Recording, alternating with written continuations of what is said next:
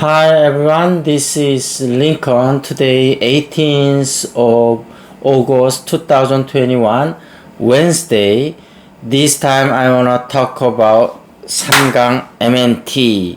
삼강 MNT에 대해서 말씀드리도록 하겠습니다. 아마 조금 이름이 낯설은 분도 있을 것 같은데, 일단 기본적으로 이제 군수물자 중에 함정 있잖아요. 이렇게. 함정이라든지 경비선 이런 거를 만드는 방산업체고, 그 다음에 최근에는 그 뭐라 그럴까요, 그 해상 풍력 발전이라든지 플랜트 장비를 같이 하고 있습니다. 그래서 그 올해 들어서 이제 실적이 뭐 이제 조선업하고도 연관이 있죠. 이게 조선업 쪽이니까 계속 2018년, 19년에 좀 안 좋다. 그래도 19년에 좀 나아지다가 2020년 작년에 이제 턴어라운드가 돼서 흑자가 났고, 올해는 이제 흑자폭이 계속 확대되고 매출도 많이 늘 것으로 예상이 돼요.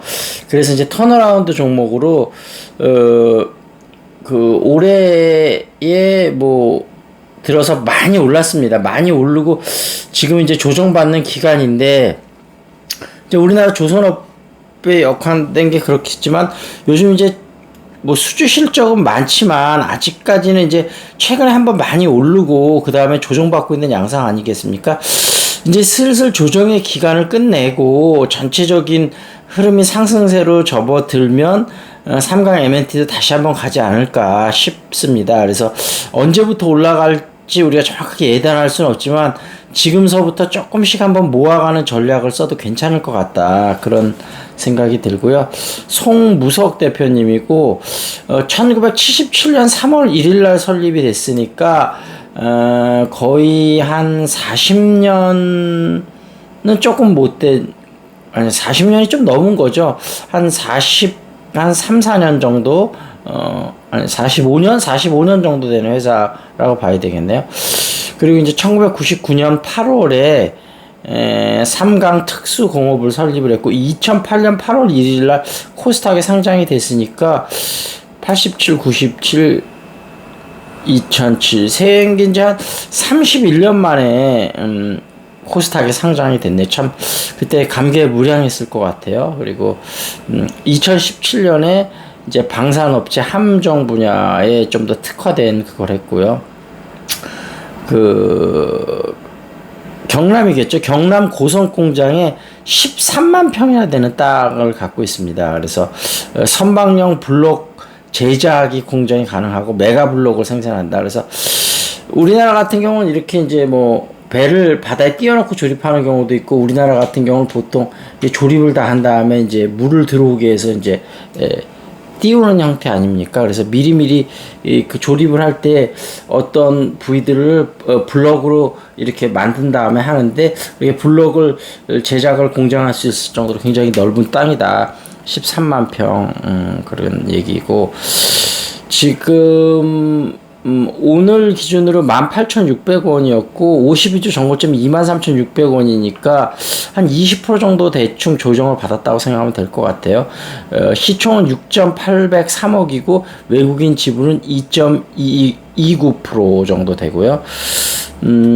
아까 말씀드린 대로 이제 함정인데, 최근에 이제 조달청으로부터 1,389억의 그 3,000톤급 경비정 2척을 수주를 했다고 합니다. 그리고 또 함정 10개를 또 수주를 했다는 소식도 있고요. 그래서 최근 들어서 수주가 계속 이어지고 있고, 그래서 원래 올해 예상 매출보다 훨씬 더 될 것 같아요. 지금 2018년에 1,440억, 2019년에 3,845억, 이때 확 뛰었어요. M&A도 좀 했습니다, 이때.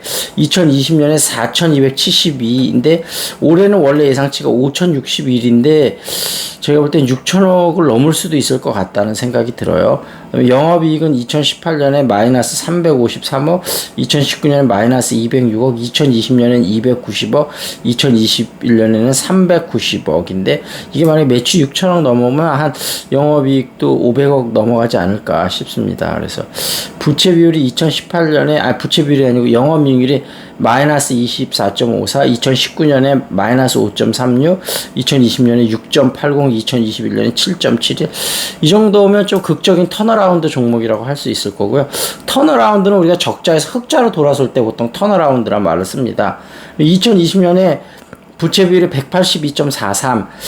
요게 부채 비율이 낮은 편은 아니거든요. 아주 위험하다고 생각되는 정도는 아닌데, 그래도 100이 안정적이고 200이 한 300 정도 되면 조금 위험하다고 할 수 있고, 150에서 100에서 200 사이면 그래도 나쁜 상황은 아닙니다. 근데 우리가 여기서는 좀 이해를 해줘야 될 부분이 있는 게 고성애가 이 세 가지 큰 부분인데 내산, 장화, 양촌, 그 다음에 이게 뭔가요? 옹정인가 이렇게 있는데 원래 이제 내산은 삼강 M&T 거였고 장화를 2017년도에 인수했다고 합니다. 그리고 양천하고 옹정이 여기가 지금 조선업이 안 좋으면서 한 10년 정도 여기 설비 시설은 있었는데 이게 인수할 사람이 없었는가 봐요. 근데 최근에 삼강 M&T에서 요걸 인수를 하면서 그렇게 아까 얘기 드린 13만 평이 되는 그런 걸 이제 만들었는가 봐요. 그래서 요게 이 부채 비율이 높은 이유가 적극적인 성장을 위한 투자 부분이기 때문에 우리가 어느 정도 조금 이해할 수 있는 부분이다. 그런 생각이 들어요. 그래서 이거를 통해서 보면 해상 풍력 발전 하부 구조 소재나 모노파일 이런 거를 만드는 시설까지 이제 완비가 됐고요. 그래서 최근에 일본으로부터 해상 풍력 시장에 핀파일을 수주했다고 합니다. 그래서 핀파일이 뭔지 저도 사실은 정확히는 모르는데 대충 추측은 해볼 수 있을 것 같은데 나중에 이런 부분을 다시 한번 조사해서 정확히 한번 좀 알려드리도록 하겠습니다. 어찌됐든 기존에 있던 그 방산이나 함정 분야 빼고 해상 풍력하고 그 다음에 그 플랜트 구조물 이런 것들이 앞으로 성장 동력으로 더 됐으니까 이런 부분을 우리가 한번 생각해 볼 필요가 있다. 그런 생각이 듭니다. 이제는 저녁에도 에어컨을 안 켜도 괜찮은데 오늘 낮에는 사실 아침에는 비 오다가 낮에는 무지하게 더웠잖아요. 그러다가 저녁 되니까 확실히 이제 좀 달라진 게 하루하루가 요즘은 좀 달라진다고 생각이 되는데, 근데 한편으로는 날이 좀 선선해지면 좀 좋은 것도 있고, 여름이 끝나가나? 여름 하면 우리 왜 아무래도 뭐 코로나 때문에 올해 뭐 가지는 못하지만 그래도 막연한 로망 같은 게 있잖아요. 어디 여행 가고 막 뜨거운 햇살 아래 막 이런 거가 있는데 뭔가 항상 매년 그 여름이 지나가고 있으면 뭔가 아쉬운 생각이 들어요. 그리고 올해 가을에는 또 저희가 이제 주상복합 짓는 것 때문에 여러 가지 바쁜 일들이 기다리고 있을 건데 좀 잘 마무리가 되고 LH공사에 팔을지 아니면 우리가 직접 지을지, LH공사에 팔더라도 우리가 짓기는 짓는 거죠. 그냥 팔아서 LH공사에 일괄적인 매각을 할지 어떻게 될지 모르겠지만 하여튼 제일 좋은 조건으로 나오는 걸로 해야 되겠죠. 그래서 어찌됐든 기대도 되고 그 다음에 또 잘 마무리해야 된다는 좀 책임감도 느껴지고 그러네요. 자, 그 다음에 어쨌든 삼강 M&T에 관해서 다시 한번 말씀을 드리자면 지금서부터 조금씩 모아가자. 조금 더 조정이 조금 더 있을 수는 있다. 그래서 그거를 대비해서 항상 우리가 매수할 때는 분할 매수로 대응하면 좋고, 지금같이 이런 박스권 장세일 때는 특히 더 분할 매수가 중요하고요. 오늘은 코스피와 코스닥이 다 상승을 조금 했는데 코스피는 아침에 조금 상승을 출발했다가 상승폭을 확대를 쭉 시켰다가 나중엔 다시 확대폭을 조금 줄이는 그런 치열하게 지금 다툼이 일어나고 있는 것 같아요. 물론 이제 기술적 반등이 오늘은 일어났지만 앞으로 매수로 갈 거냐 매도로 갈 거냐 서로 그냥 난타전으로 싸우고 있는 형국이고, 이 싸움이 마무리가 되면 이제 매수 쪽으로 기울을 텐데 그 싸움의 기간이 얼마가 될지는 조금 더 한번 지켜봐야 될 것 같습니다. 그리고 잉글리시 샤우팅 우리 영어 바다에 푹 줌으로 하는 거 담궈드린다 그랬잖아요. 참석 원하시는 분은 일주일 무료 참석 가능하니까요. 문자나 카톡 주시고 주식에 관해서 요즘 문자나 카톡으로도 상담을 많이 요청을 하셔서 제가 틈틈이 드리고 있는데요. 부족하지만 제가 아는 한에서는 최선을 다해서 알려드리니까요. 그렇게 좀 한번 해보시면 좋을 것 같습니다. 마지막으로 집이 언제나 이긴다. 요 분은 약간 보수주의적이고 실용주의 관점에서 썼는데 저하고 생각하는 부분이 좀 다른 부분이 많긴 하지만 꼭 생각해야 될 부분도 좀 있습니다. 그래서 그런 부분을 한번 보죠. 가까이는 전문 경영인의 기아나 LG전자, 밖으로는 한때 삼성보다 빛났던 IBM, 마이크론, 모토로라, 일본전사 등 8개 사당이 숱하게 밀려 쓰러져가는 동안 IBM은 쓰러졌다가 다시 일어나긴 했습니다. 그리고 삼성이 굳건하게 자리를 지키고 개도국의 평범한 기획에서 세계 1위에 오른 것은 글쎄 삼성전자가 세계 1위라고 할 수는 없을 것 같아요. 물론 매출 기준으로 세계 1위를 잠깐 한 적은 있지만 시총 면에서는 아직 많이 떨어지기 때문에 세계 1위, 세계 정상급 기업에 올랐다고 하는 것은 인정할 수 있겠습니다.